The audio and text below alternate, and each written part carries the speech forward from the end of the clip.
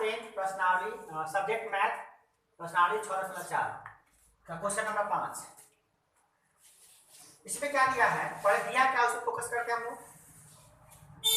एक त्रिभुज एबीसी है, एक त्रिभुज एबीसी है जिसमें भुजा AB का मध्य बिंदु D है, BC का मध्य बिंदु E है और AC का मध्य बिंदु F है। मध्य बिंदु का मतलब वह बिंदु जो उसको दो बराबर भागों में बांट देती है। तो AB का मध्य बिंदु D है, इसका मतलब यह हुआ कि इतना बटा इतना है, तो इतना बराबर इतना है। इसी प्रकार से BE बराबर इसकी, CF बराबर AF हो गया, ये दिया हुआ है।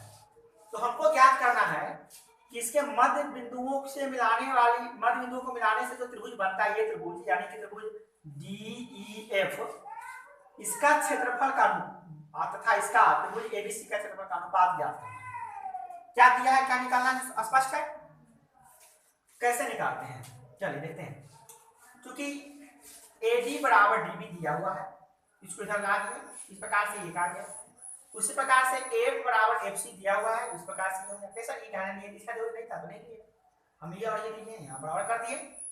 तो इतना बराबर कर दिए तो इसका देखिए RHS बराबर है तो LHS भी बराबर होगा, यानी AD बटा DB बराबर AF बटा FC।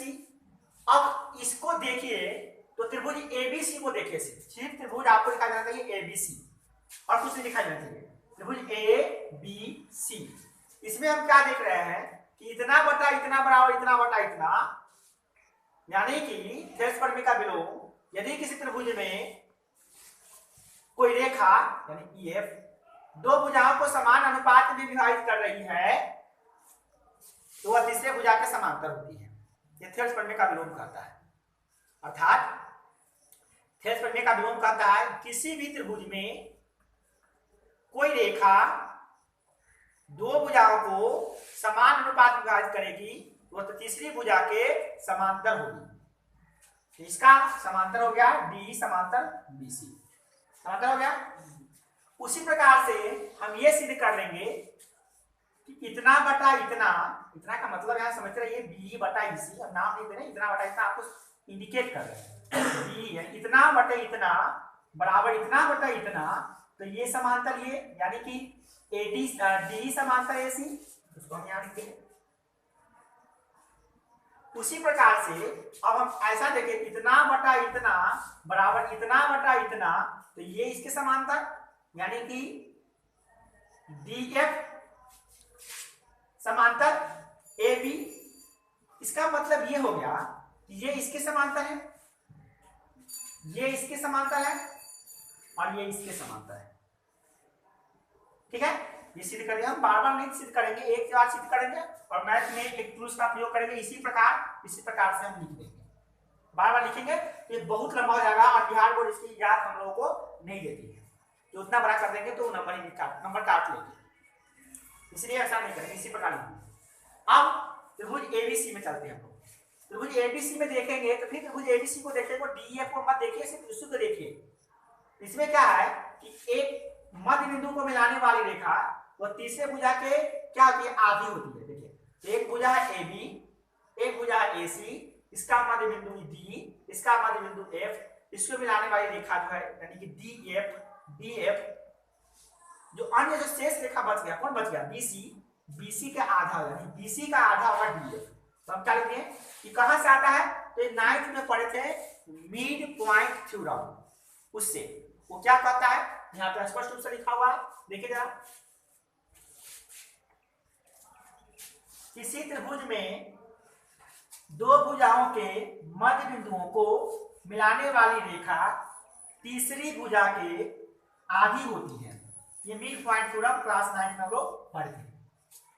तो इस हिसाब से यदि इसका मध्य बिंदु ये है, इसका मध्य बिंदु ये है, तो ये पूरा BC का आधा होगा DF।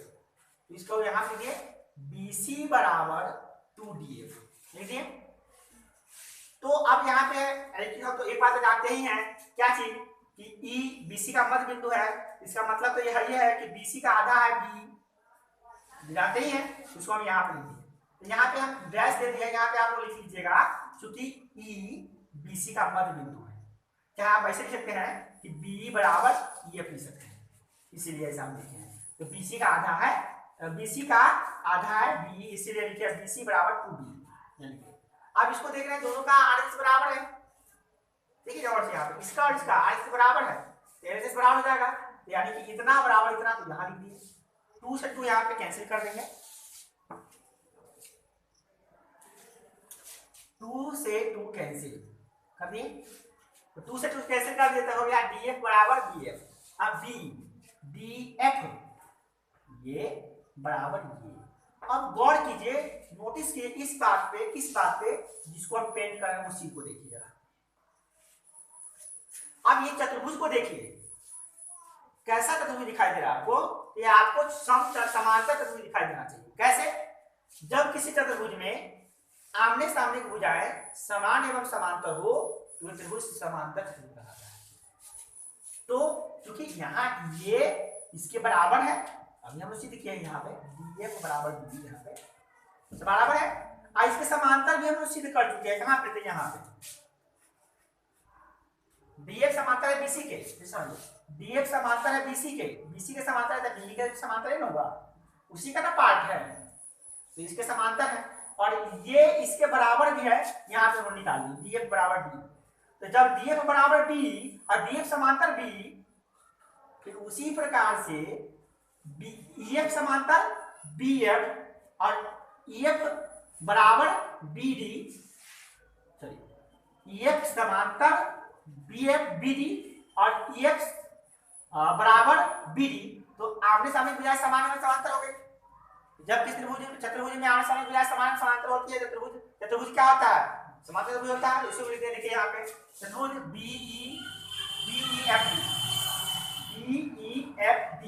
बीईएफडी क्या हुआ? समांतर। आमने सामने की भुजाएं समान एवं समांतर है, इसीलिए चतुर्भुज बीईएफडी एक समांतर चतुर्भुज है, स्पष्ट रूप से लिखा हुआ है। अब यहाँ पे चले हम बात करते कहाँ पे, एक बात और, मैथ में हम लोग पढ़े थे थ्योरम था, नहीं पढ़े तो कर लीजिएगा, देख लीजिएगा, अनेक फिलहाल अभी आप याद कर लीजिए कि समांतर चतुर्भुज के सम्मुख कोण समान होते हैं। समांतर चतुर्भुज कोई भी होगा उसके आमने सामने का जो कोण होगा, समांतर चतुर्भुज है तो आमने सामने का कोण यानी ए बराबर सी और बी बराबर डी होगा, तय है, फिक्स होता है, इसका गुण होता है। ये प्रॉपर्टी ऑफ पैरेललोग्राम के अंतर्गत हम लोग पढ़ते हैं। तो ये कोण DBE यानी ये वाला कोण इस कोण के बराबर हो गया, काम खत्म। ऐसे तो ये भी इसके बराबर होगा, बट हम तो इसको जोड़ी नहीं है, जो जोड़ी होता है वही काम करेंगे ना, तो ये बराबर ये हो गया, काम खत्म, इतने में भूल जाइए आप। जैसे हम ये समझते किया है उसी प्रकार से जरा गौर कीजिए, इसको हम बंद करेंगे तो आपको क्या दिखाई दे रहा है? ये जो बन गया वो पतंग की तरह, देखिए पतंग बन गया है ना, यह भी एक समांतर चतुर्भुज है। कैसे? तो ये बराबर ये समांतर ये, फिर ये बराबर ये और ये समांतर ये। नोटिस कीजिए, गौर कीजिए, तो आप पाएंगे कि DEFA भी एक समांतर चतुर्भुज ही है, क्योंकि आमने सामने भुजाएं समान में समांतर है। तो ये भी जब समान में समांतर हो गया तो समांतर चतुर्भुज हो गया, तो इसके भी सम्मुख कोण बराबर होंगे, यानी कि ये E बराबर A, जो कोण E होगा वही कोण A होगा, कोण E बराबर कोण A। अब गौर कीजिए, अब आप भूल जाइए थोड़ा सा, अब आपको एक नया चित्र हम दिखाना चाहते हैं इसी में, कैसा? जो सिर्फ कोण को दिखा रहा हूं। चलिए अब हम आपको ले चलते हैं छोटे वाले त्रिभुज में और बड़े वाले त्रिभुज में। छोटे वाले त्रिभुज को इंडिकेट करते हैं। चलिए छोटा त्रिभुज दिखाई दे रहा है और ये त्रिभुज दिखाई दे रहा है। इसमें अभी हम जस्ट सिद्ध किए ये बराबर ये कोण जो देख रहे हैं ये वाला इसके बराबर है। आप सामने पहले से लिखे थे ये कोण इसके बराबर है। तो आप त्रिभुज एबीसी को देखिए, एबीसी इसका दो कोण, वो बी है वो ए, त्रिभुज डीएफ के दो कोण है वो ई और एफ। देखिए गौर से, त्रिभुज एबीसी दिखाई दे रहा है, नहीं दिखाई दे रहा तो बड़ा करके दिखाते हैं बगल में, देखिए ये एबीसी, ऐसा छोटा त्रिभुज डीएफ दिखाते हैं। अब निकाल के देखिएगा ध्यान से, अब गौर कीजिए ए बराबर है एफ के, सॉरी यहाँ पे गलती बना लिखा, सही एफ होगा, हाँ ये इसके बराबर है, ए बराबर ई हम सिद्ध किया कि नहीं है, देखिए यहाँ पे ए बराबर ई है समीकरण 1 में, समीकरण 2 में, सॉरी समीकरण 2 में ए बराबर ई सिद्ध किए हैं, ये इसके बराबर, और ये जो कोण है ये वाला बी एफ के ई के बराबर क्या है, एफ है, एफ के बराबर हम सिद्ध कर सकते हैं नहीं। तो आप और देखिए जब किसी दो त्रिभुज में मान दोनों कोण बराबर हो जाता है तो क्या हो जाता है, समरूप त्रिभुज हो जाता है। तो ये दोनों त्रिभुज क्या हो गया, छोटका और बड़का त्रिभुज क्या हो गया, समरूप हो गया। अब समरूप त्रिभुजों के क्षेत्रफलों का अनुपात उसके संगत भुजाओं के वर्गों के अनुपात के बराबर होता है। तो बस हम क्या कर दिए, दोनों के क्षेत्रफल ले लिए। अब प्रश्न कहा ऊपर छोटका त्रिभुज और नीचे बड़का त्रिभुज, यानी कि डीएफ का ऊपर और एबीसी का नीचे, तो कर दिए नीचे। तो डीएफ का संगत भुजा डीएफ और इसका संगत भुजा बीसी, उसका स्क्वायर कर दिए। अब कुछ नहीं करना था, बस उसका मान पुट कर दिए यहाँ पे, उसका होल स्क्वायर कर दिया है, डीएफ की जगह बीसी की जगह पे 2df रख दिए। कहां से, यहाँ से देखिए बीसी बराबर 2df है ना। अगर आपको दिक्कत हो रहा है तो थोड़ा सा समझने के लिए आप स्टार लगा के देख लीजिए, यहाँ पे स्टार, यहाँ का परीक्षा में लिखिएगा स्टार, सिर्फ यहाँ समझने के लिए स्टार से हम यहाँ से लिखे हैं समझने के लिए। ऐसे हम यहाँ पे लिख भी दिए बीसी बराबर 2df, यहाँ से स्टार वाला पॉइंट से कोई दिक्कत नहीं है।